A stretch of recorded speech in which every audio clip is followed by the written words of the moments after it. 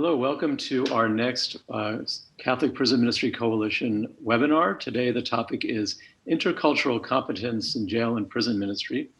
And we have our panelists today are Imam Abdul Hafiz, who has 24 years experience working in the Bureau of Prisons.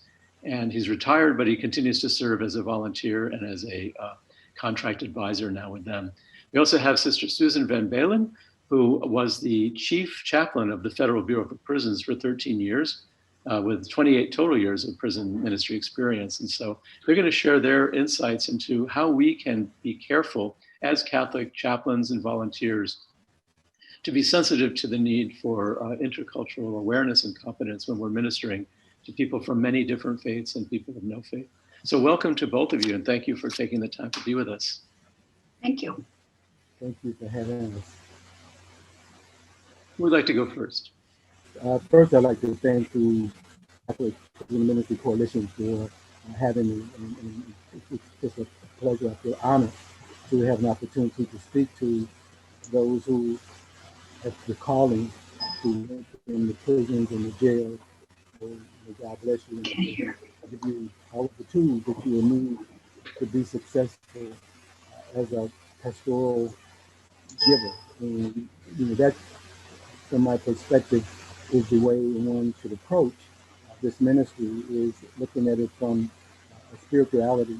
Not just you come in with your tradition that is solid and strong, but that you represent the spirituality of a person who is walking this prophetic path. It's very important while you're inside, even though you represent one particular faith tradition, what you will find is that others will gravitate towards you and still want to be ministered by you. And so you want to be interculturally competent in understanding that uniqueness and that beauty of what you're bringing when you go into the jails and into the prisons. I was so fortunate to have a Catholic priest who recruited me to come into this work and then to be mentored by a Catholic priest who modeled the way in which one could be successful in ministry inside of the prison. And I was able to take from them and then to grow, because I came in only from the perspective of my faith tradition as a Muslim, and had never worked with those of other faith traditions. Mentored by a Catholic priest who gave me the ability to be able to think outside of my own tradition and to be available to all of the men and the women that I would come into contact in the prison environment. It's very important to open yourself up to be willing to grow and to learn about the traditions of those of other faiths and those who have no faith. Because again, your presence in coming into this environment, you bring a humanity that is not available often by the staff, other than the chaplains, who have this role of humanizing these persons inside of this very inhumane environment. And so your walk, not just your talk, but your walk through those halls and in those units and just your presence is one that, and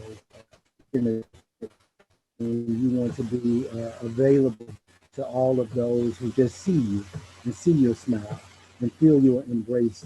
And even when you're teaching those of your tradition, others who will be there, and there will be others there in the room, they will grasp, your spiritual giving of yourself, and that will make a difference for those that are in this environment.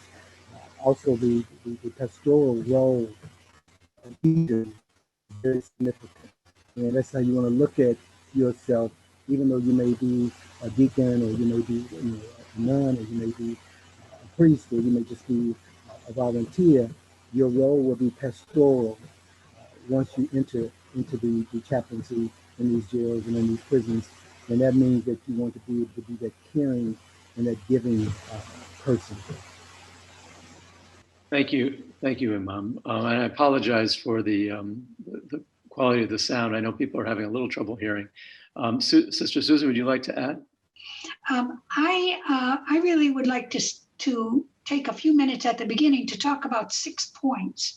I wanted to talk about the role of the chaplain and the categories of chaplains, because each very often has different responsibilities toward people of all faiths. I'd like to talk about religious accommodation. I'd like to talk about the chapel, programming, and resources. And just so you know, I did send a copy of resources that will be posted on the website for your organization. But this is a perspective that I gained from 28 years as a prison chaplain and 13 years of those directing chaplaincy as the chief chaplain of the Federal Bureau of Prisons. So first of all, the role of the chaplain. And I believe that the religious grounding of the chaplain is generally held in high regard by both inmates and other staff. In many institutions, the chaplain is the most respected person in the prison, even more respected than the warden. It's a very high bar to measure up to, but I would caution you, do not waste that capital. The chaplain is expected to take the high road. Don't squander that by becoming one of the hacks, the screws, or whatever it is that correctional officers are called in your institution. Don't squander it by using vulgarities and profanities. And it's easy to become accustomed to that in a correctional setting. Don't squander it by engaging in gossip or inappropriate sharing of personal information. But most of all, do not disparage beliefs and practices of others. Keep your counsel, always remembering whose you are. So I see 3 categories of chaplaincy. And the first category, prison chaplaincy, the first category is the full-time or the part-time chaplain that is employed by the government to minister to people of all faiths. And that's one of the things that Chaplain Abdul was talking about. That's employed, regardless of your own faith tradition, employed to minister to people of all faiths or people of no faith, and to accommodate their religious beliefs and practices. And there is no religion who has a lesser right to accommodation than do Catholics or Muslims or Jews or whatever group we happen to represent. The second group of chaplains is the contract chaplain, and they are generally employed by the government, but for a tradition-specific programming, particularly worship services and opportunities for study or for learning about the tradition. The third are volunteer chaplains. And volunteer chaplains are generally authorized access to prisoners for tradition-specific services and programs. And I mention that because it's very important to know which category you're in when you begin working with and attempting to minister to people of various faith traditions other than your own. And the opportunities you have to interact with inmates of all faiths or inmates of no faith generally depends on the category in which you minister. There's no category, no matter the category, all chaplains are the conscience of the institution. You don't have to earn that distinction. It's yours to lose or preserve from the day you walk into the institution. The duty of care is the responsibility of a person or an organization, and in our case, it would be the institution, to avoid any behaviors or omissions that could reasonably be foreseen as harmful to others. For example, a duty of care is owed to the prison chaplain, is owed by the prison chaplain to the inmates in her charge. For example, a duty of care is owed.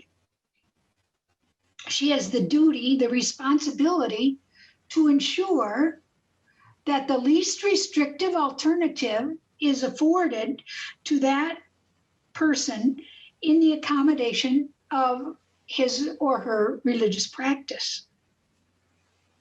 The duty of care owed by the prison chaplain is owed to all inmates, irrespective of their religious tradition. And each inmate, irrespective of each inmate's religious journey or religious experience. It's sometimes the hardest for Catholic chaplains to deal with someone who was baptized a Catholic and then feels pulled away or called to a different tradition. And that's the church has taught us that once baptized, you are a Catholic forever. But here is a person who is coming to you who no longer, perhaps a Latino, who no longer feels called to the Catholic Church, but feels more called to Islam, or feels more called to Santeria, or some other tradition.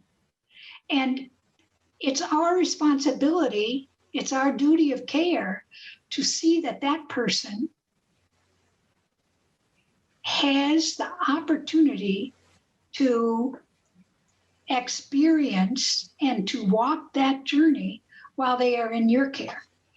And it's very important. I think probably one of the key things, and I couldn't hear whether you mentioned it or not, Chaplain Abdul, but it's important that we never, ever even give a hint of proselytizing. That each person, that instead we respect each person's journey and we walk with them in that journey to the extent that they allow us to or invite us to do so. If you are a volunteer, you are most likely called only to tradition-specific ministry or to a program like a book study or a choir presentation.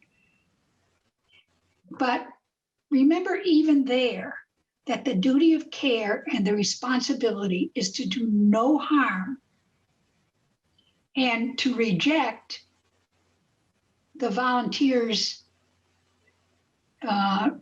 what should I call it, tendency to sometimes proselytize or convince someone that they should take a better look at the tradition in which they are part. Finally, some people are called by the state to a non-specific ministry of service and accommodation. And those who are called to that are usually full-time chaplains. And they are called to minister to people of all faiths or people of no faith. And you remember that one person's cult is another person's sacred belief. And if you can remember that and interact with inmates in that vein, you will be a strong advocate for the rights of all inmates. I put down a couple of experiences here, a couple of things that might speak to your experience. It does seem strange to Catholics that the best way to connect with God, or God forbid goddesses, is to dance sky-clad in a circle. But it is a sacred tradition of Wiccans and Druids. It does seem strange to Catholics that sweating in a specially constructed tent, a sweat lodge, and smoking a pipe whose steam and smoke carries their intentions to Wankantanka constitutes the regular worship of many indigenous Americans. And this one is particularly interesting to me. and it should be particularly interesting to Catholics, is that even more strange to Catholics is the choice of Santerians to wear colored rosaries around their necks. Some chaplains even consider such practices sacrilegious. But remember, it's important to note that rosaries are devotional aids for many traditions, and each uses them differently. And almost very many of them, including the Santerians, call them rosaries or rosarios. Catholics meditate on the mysteries of Jesus' life, death, and resurrection while using a rosary. Muslims meditate on the 99 names for God as they use their dhikr beads, and mala beads for the Buddhists, and rosarios for Santerians serve a similar devotional purpose.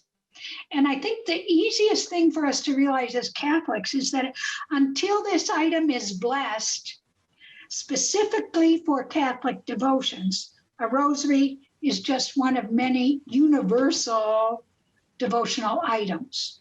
Now, there is kind of an unusual thing, and that is that an inmate who is perhaps a Santeria will come to you and ask you to bless that rosary before he puts it around his neck. Now, if in your institution other inmates are allowed to wear medallions, why shouldn't he be allowed to wear that rosary around his neck? But for Catholics, might it be sacrilegious? Remember that the blessing you give to that makes it a holy Catholic item. And if a Santerian asks for a blessing, why not a very simple blessing? God bless this rosario and bless the man who uses it, or the woman who uses it. And believing that God in God's fullness will do so. I want to talk about accommodation, but I think maybe I'll stop there and see if there are if this is what you were expecting, or you want us to do something different. Thank you, Susan. I think it's what you're saying is really helpful and excellent information.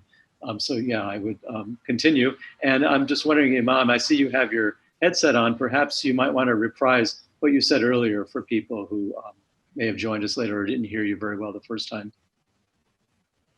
Okay, I'll do that. And actually, it's not a whole lot better, but let me ask you, and let me also ask you as you're talking, since most of our viewers are Catholic, what would you want them to know about working with Muslim inmates?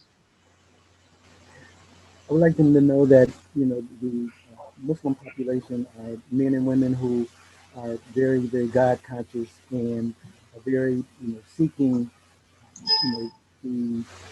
just the openness of the chaplains or the volunteers that come into their presence. Because in many instances, the only person from a staff position or from a community representation is of the faith to come and to take care of their needs.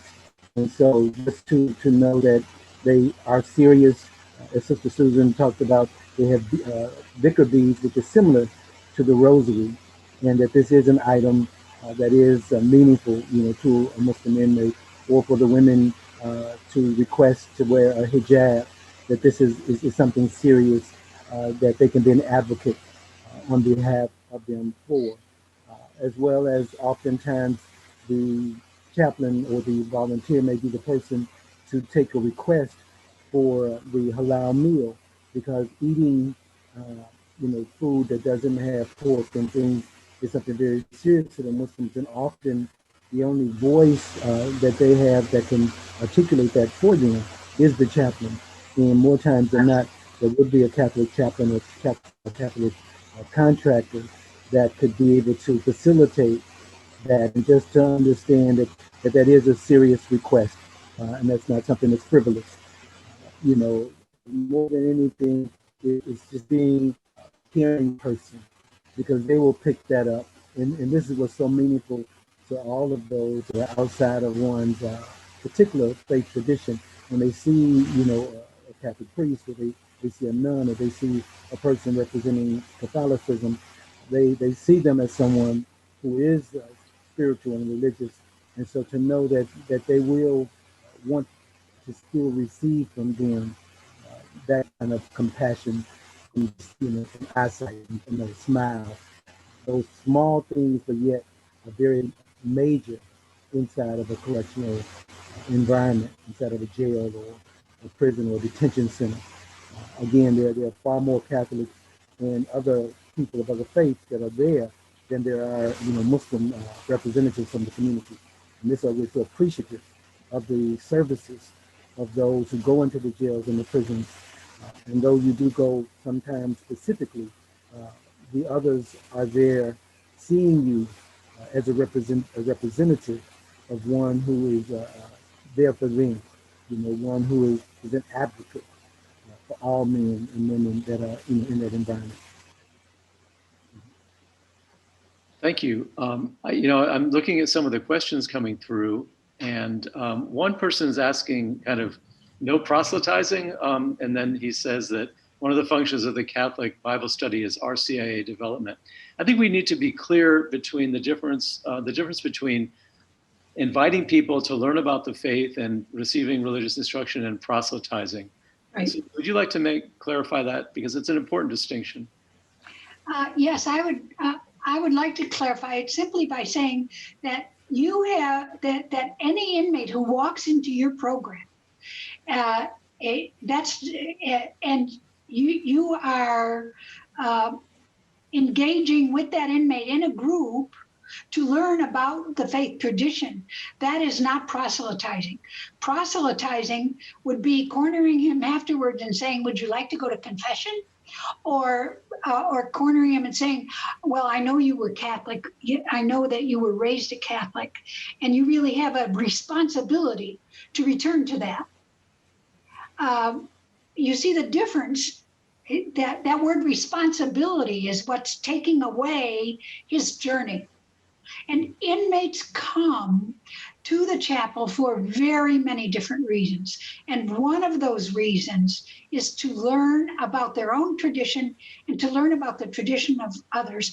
But another reason is to be in a safe environment. And one of the things I find is that inmates come to the chapel to try on new behaviors. They try on religions like you and I try on a new hat. Well, I hardly wear a hat, but you and I try on a new jacket. They try on religions. They're looking for what fits in the spiritual journey that Chaplain Abu mentioned. They have to feel safe doing that without feeling imposed upon to embrace a tradition that doesn't quite work for them anymore, or that they were baptized but never raised in. But if they come to your program, you should treat them like all others are treated, in terms of sharing of content, sharing the invitation to join in the programming. The same is true with services. Unless your institution only allows inmates to go to one service, invite them to try out Catholicism, try the service, tell them what to expect. But mostly, if they're Latino or African American Christians, they're looking for a particular kind of music. Are you willing to provide that? If they are Muslim, they're seeking, or they're looking for some kind of an understanding of where they came from, not where they are now. So all of that has to come into it, but reverence their religious experience. Thanks, sister. To follow up on that, my experience is how I could not agree with you more, how important it is to respect the spiritual journey that the men and women are on that we encounter. But regarding proselytization, my biggest problem was often with groups such as Jehovah's Witnesses or certain evangelical groups that were very active in proselytizing everybody, Catholic, Muslim, you name it, to their one particular brand. What recourse do we have as chaplains when we're faced with people who are actually breaking the rules by proselytizing and trying to coerce people to join their particular religion? Pull their card. Do not allow them to volunteer. We did that very frequently. You cannot, and this is not. This is. It was never planned this way, but inmates planted themselves in some of those programs and let us know if there was proselytizing going on. If they said something bad about Catholicism, which is frequent in evangelical programming, if they said something not acceptable in Catholic tradition, you can bet those inmates let me know. I didn't plant them there, but we had information. But that's the way it is with prisoners. I fell down and broke a tooth one time, and an inmate came up to me and said, "Don't worry, sister, I've got your back. I saw you fall. I'll take care of you." So it's just a part of the culture, and so that applies inside the programming as well. How about in the cases of, say, chick publications, which are these hateful little comic books that are really considered hate literature? But I have had difficulty convincing administrators that these were not acceptable. And actually, I've had trouble convincing staff Protestant chaplains that these were not acceptable. Do we have legal recourse against that? It kind of depends on what's in your policy. Wouldn't you say, Chaplain Abdul? We had many problems with chick publications. What we would do, as field chaplains at the institutional level, would be to remove those pamphlets that were disparaging to other faiths and other traditions, which and usually it got in through inmates writing and having those things sent to them. So the chaplain does have to be diligent. And the volunteers observant that when you do find those materials, because most of the jails and prisons don't allow any disparaging materials to come in openly. And so when it is discovered, it can be removed. And that is something that we have to stay on top of, because there are those that like to keep that kind of divisiveness and division going on. And that becomes dangerous for the whole institution, for the inmates to be in conflict and arguing with each other over these disparaging pieces of information. So that is very critical that we keep our eyes open for those kinds of things. And as Sister was mentioning about the proselytizing, the inmates are very observant, and you never know who's in your service. And this is why you just want to be fair. You want to give good information. You absolutely want to be strong in your tradition. You don't have to compromise anything about your faith tradition and your teachings, but just know that there are those there sometimes looking to find something to say that wasn't correct. But when you know that your heart was in the right place, and going into the ministry, understanding it's a different environment than the outside community, and so you do want to be careful sometimes on the subjects that you do bring up. That some of the things that may be being articulated on the outside are not relevant on the inside, as well as it's something that's not meaningful in a way that you want to constantly really remember you bringing hope to these men and women, and you want to leave them with messages of not giving up and of being optimistic, and so those are that you want to be able to bring with you as Catholic volunteers and chaplains inside of that environment. Again, as you bring in so much positivity, and again, opening yourself up to the beauty of God's blessings of humanity, and you will witness, some truths being, done in the lives of people. You will see right before your eyes people really making that gradual change, and this is why, as has been spoken, you meet the people where they are, and you try to be available to them. Know that some of their walk is a slow walk. Some of them are rationing different parts of life. And you just want to be, again, an advocate. You want to be a positive, reinforcement. You want to represent the best of what the Catholic Church is while you walk in those hallways. And not just for the inmates, because the staff is also watching you, and they're feeling what it is you've left. When you leave those people and you really touch their hearts, and you brought some joy in there for that day, and they go back to the units, and they go back walking the yard, it's felt by everybody. And this is why the value you bring when coming in is so, so meaningful in ways that you can't often see. Thank you. And as you're saying that, it occurred to me that many of the staff are also people of faith, and it's important to be sensitive to their religious needs and their sensibilities, and they're watching too. And so I think to the degree you're able, as appropriate, you can be of support to them as they're trying to do their work. Somebody raises a question about the Aryan Brotherhood, and that kind of raises, I think it's a good question, because I've certainly encountered groups that were sort of on the boundary between racist hate groups and masquerading as religion. How do you deal with groups like that, and how do you differentiate between an authentic religious practice and something that is being used as a shield to masquerade something rather sinister? We had a process called authorization or something like that of unfamiliar religious groups, and the inmates who were wishing to start a program in the chapel, or to have a program in the chapel, had to complete a form that told about their religion. And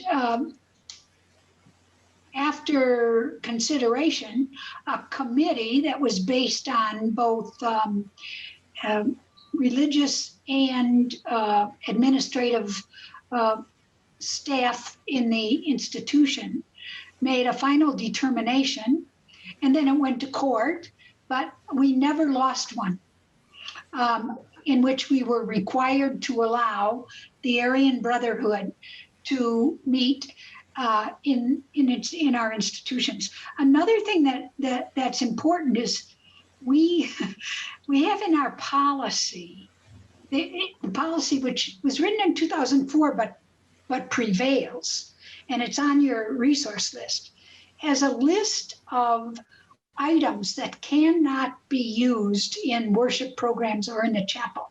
And one of them is weapons, including guns or knives or swords, or items that look like replicas of guns, knives, and swords. Mm-hmm. And so, but one of the things, as I said, one of the reasons inmates come to the chapel is to meet with people like themselves. And with supervision, those inmates could meet and talk about their beliefs and practices, but it cannot be offensive to others, and it has to be open to all, if that's what your institution allows. So if it is offensive, if it has to be open to people of all faiths. And that really kind of automatically shuts down these secret religions, mm-hmm. I would say. How about, can you speak to what RLUIPA is and how that affects our audience? It's practically my master's degree. RLUIPA is the Religious Land Use and Religious Land Use and Institutionalized Persons Act.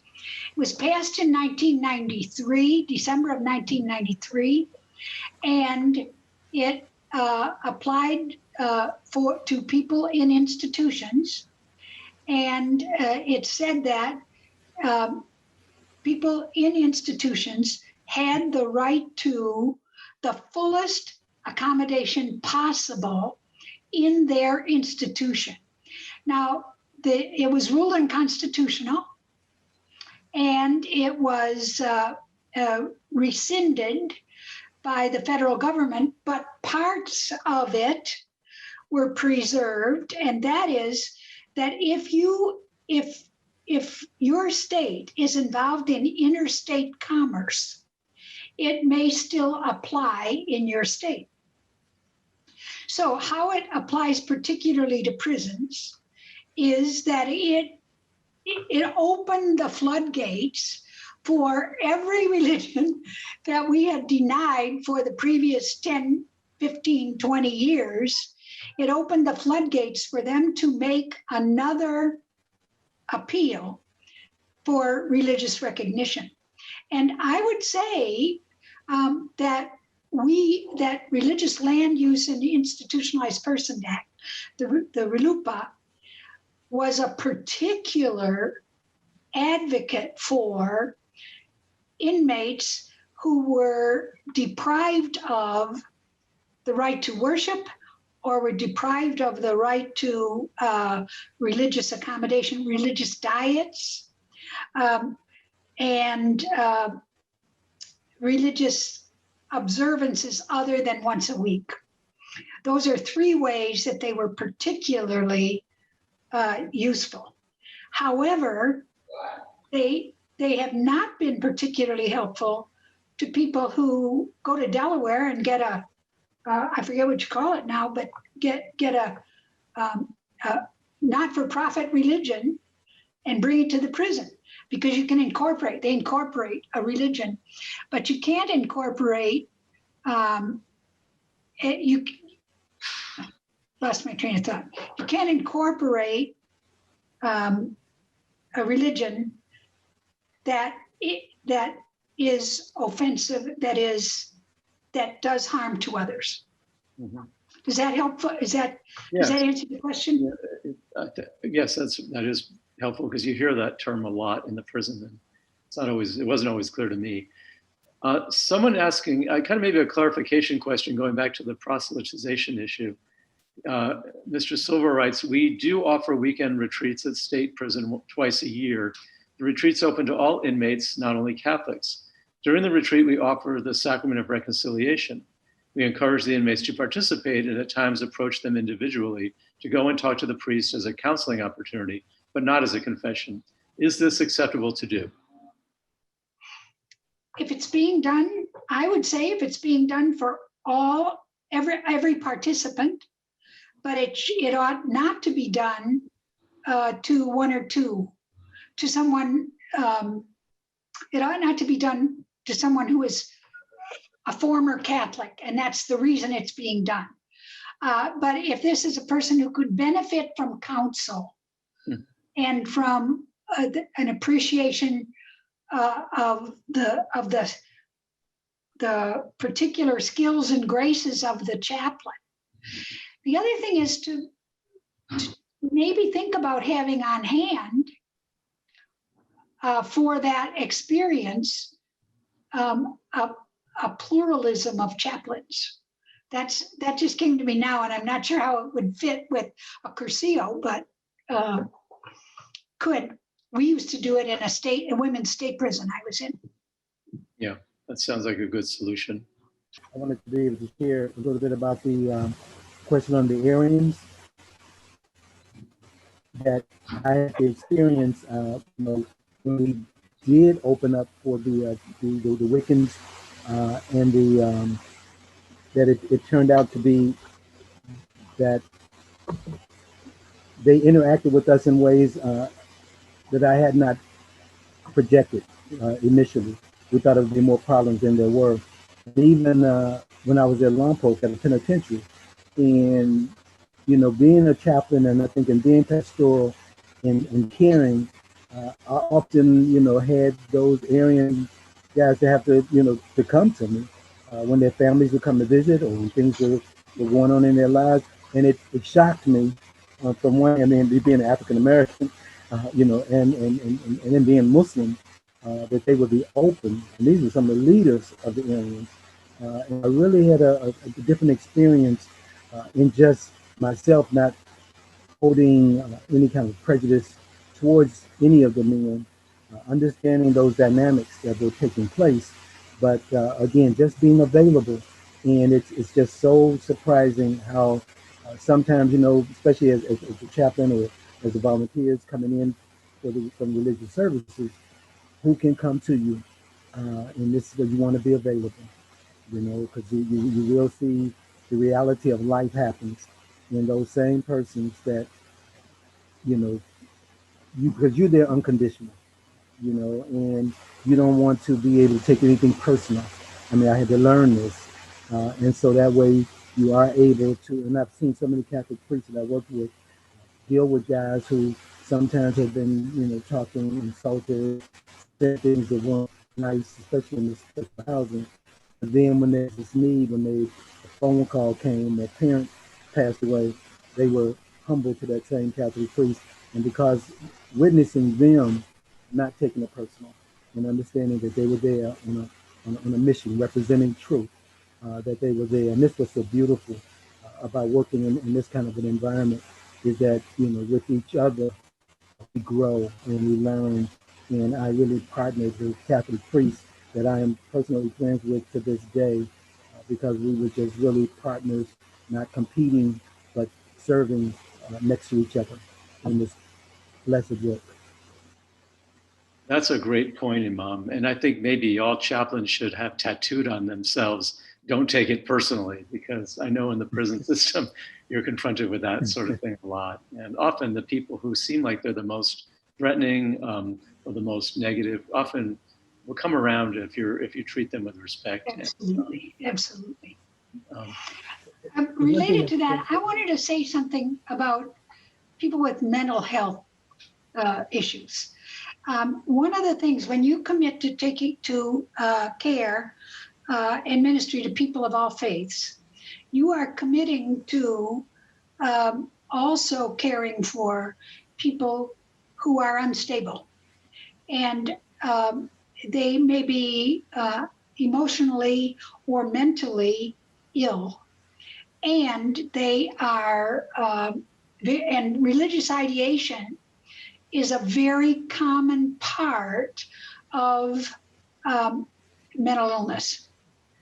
And I just have to ask the question, if the chaplain doesn't provide that care, who is going to? Who will? You know, they're going to be attracted to you because you're a chaplain. And your inclination, like everybody else, is I don't have the skills to take care of this.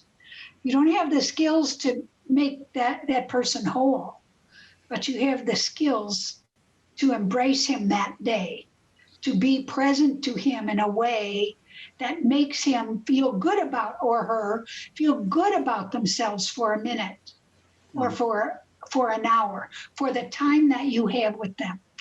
To me, that is as important as communion. But yeah. I don't, you know, that's my perspective. I hear what you're saying. I know I have met many, many, many angels of the apocalypse in the prisons, or Jesus, Yes. or people who get messages all the time. I've found that, yeah, it's important to treat them with respect in the moment, but also I found it really helpful to have a really good working relationship with mental health practitioners. Absolutely. And if the person's willing to refer them, you can't kind of force people into treatment either. But if you're going to notice if somebody's struggling with mental illness, I think it's an act of compassion to treat them respectfully at the moment, but also to figure out a way to get them into the hands of some clinicians who might be able to help, because a lot of times they're off their meds, and it's as simple like that. Our chief of psychiatry used to refer inmates to me for jobs, and so I had quite an interesting group of inmates working in my chapel, but they were so loved and cared for by the inmates who were healthy and also had to work there that it changed their lives. Yeah. So I can't say enough about it. I'm seeing two questions here. One about the religious cowboys, those who don't have a religious, don't have a particular religious affiliation. And I would say that we're working with religious affiliations, affiliated religions primarily. And I do not recommend you're bringing in religious groups or individuals who are independent spiritualists or something. I just don't recommend it. There's no way to vet them. Yeah, that's a good point. I think, the topic is intercultural competence, and it occurs to me that within Islam and within the Catholic Church, there are many cultures represented. We're not just one thing. How do we learn how to be able to minister to people within our own faith group who actually come from a very different cultural context than we may?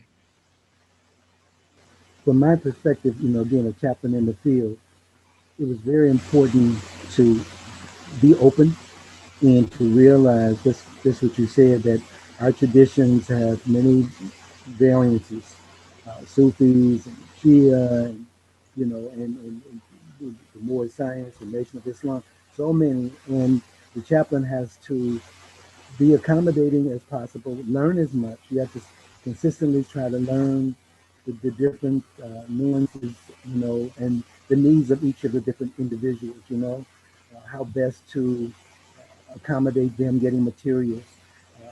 I was so thankful during the period that I worked that volunteerism was something big. We really went out and really recruited. And being in Los Angeles, I was a Terminal Island, so I was in a very blessed area to have a wide array of community resources to try to find and locate persons that could come in and serve the different variances of the faith. And sometimes not even maybe they wouldn't come in as a group, but I would try to pair them in person individually as a religious visit in the visiting room. And so these are the kind of ways I think that we can try to accommodate. But the most important is that we stay open-minded and not put the inmates in a box and say you only have to come to this or you don't have anything. But rather to say, let's see what we can find. Now with resources like on the computer, you can kind of search, and find a source, a resource, and and then give it to them, a community that possibly you can connect with. Would be one of my references. Okay. I would say another thing related to that is to make connections between your own religious experience and theirs. And I would relate this particularly to women. I wore a veil. I was covered for 10 years, and I wore a long dress for 10 years. And not once did anyone in authority say to me, you can't get your picture taken with that rag on your head.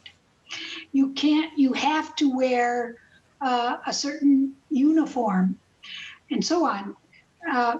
If there are legitimate religious prescriptions from a tradition, and I don't mean it's written in the Quran or anything like that, but if there are legitimate religious traditions, why not accommodate those? Have a uniform that is a long dress. However, If they're going to wear it as a uniform, they're going to wear it when they go to the visiting room too. You have to make that clear to them.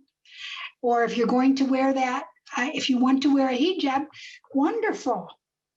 And you're going to wear it in the visiting room and you're going to wear it everywhere, that it's not something you can cast off when you feel like it. But the best thing I had, the best tool I had in convincing staff that these were legitimate was to show them a picture of myself in a Dominican habit and a veil. Uh-huh. And say to them, no one ever said that I couldn't wear that. That's a good point. My experience working with, say, Latino prisoners at San Quentin who were born out of this country and came from a different cultural background, I found it was important to offer Mass with the music and the kind of liturgy they're used to, not simply have a bilingual Mass that's, just sort of treats them as an afterthought sometimes. I think that was one example that I kind of had to figure out how to minister to people from my own faith tradition who really were not being served well by just an English-only approach. And I'm sure that you find the same thing among some of the Latino guys and women, or That's Latinx right. people That's who right, sure. have Islam as well. Sure. So Jim Backus also writes that he uses the lives of the saints to help prisoners relate, especially African saints. And yeah, I mean, I think these days we have to be really sensitive to what's the image of God that we're trying to convey to these men and women. Well, Jesus was always working with the strangers and the poor and the sick and all of that. I'll take that image. Mm-hmm. Were you going to say, Imam? He did bring that variety, that variance because we did have a very large Hispanic population, but some came from different parts of the world, and they would bring in, just what you're talking about, and made everybody be connected in with, variances of the music and just, even having charismatic Catholic volunteers coming in because there was a population that was open to that. And we something Kairos.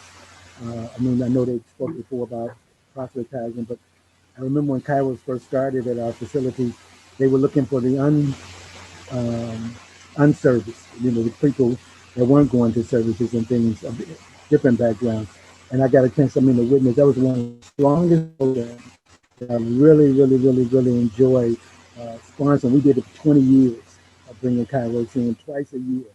It was a lot of work because there's a lot of people coming in, but to see that magic that would happen, these men who some had been Aryan, some of them had been people that had tapped absolutely no faith, some had lost their faith a long time ago, but just seeing them grow through the process of men and women from the community coming in and sharing and then staying with them after the weekend, letting it be a relationship.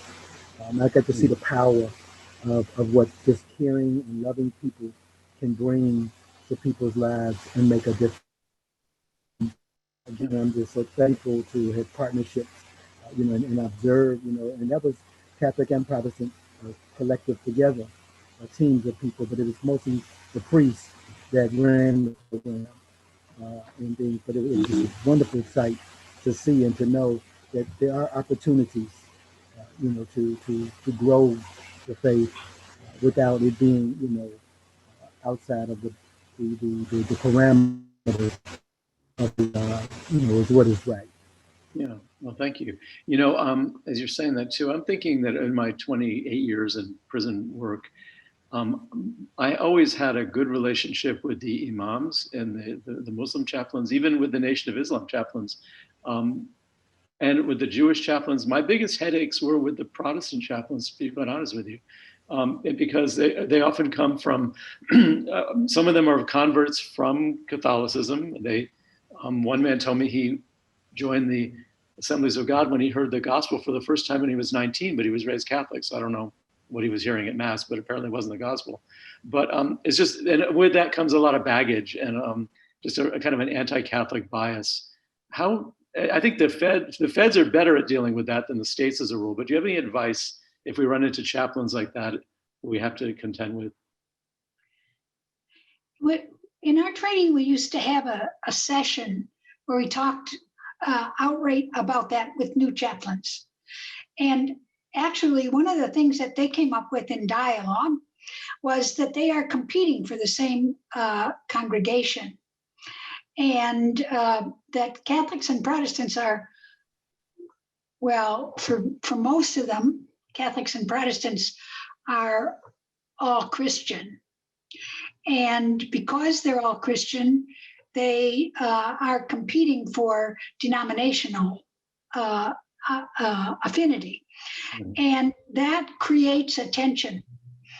And it has to be worked out, or you lose that respect within the institution. If you're fighting amongst yourselves, you lose the respect at the institution that I was talking about that makes you the conscience of the institution. If you can't get along, forget it in terms of being a conscience for the institution.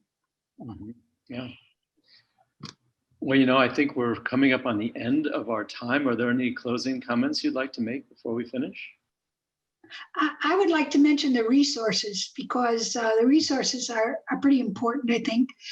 On that resource, the first one of them is a 365-page document talking about how to accommodate,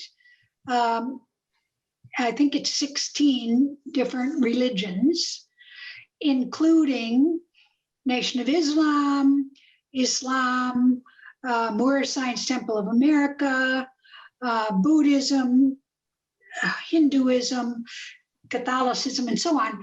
And it talks about dietary. It was vetted by scholars from the particular traditions. Now, it's not published, but I've given you a link to it that Father George is going to put on your website. And also, I've given you a link to the policy, and I would recommend that you pay particular attention to the section that deals with religious property and the section that deals with what you cannot do in the prison chapel. Those are two things, and those have been pretty well tested in court and survived. We stopped using wine for a while, but we had to go back to that because we lost it in court. Mm-hmm. And I was glad. I was very glad. Yeah, that's a good point. You are allowed to have wine at Mass. Each place has different specific rules, but it is a right for the priest to have wine. You just can't give it to the inmates. I put the link to that document in the chat. I also just want to point out we will have the link up on our CPMC website along with this webinar shortly. So you can also go to the CPMC website to get the link for this really valuable document. So we're out of time. I thank you both very much for your work for all these years, certainly with these men and women in the prisons, but also for just sharing with us your expertise and your vision for what chaplaincy can and should be. So thank you. God bless you. Thank you.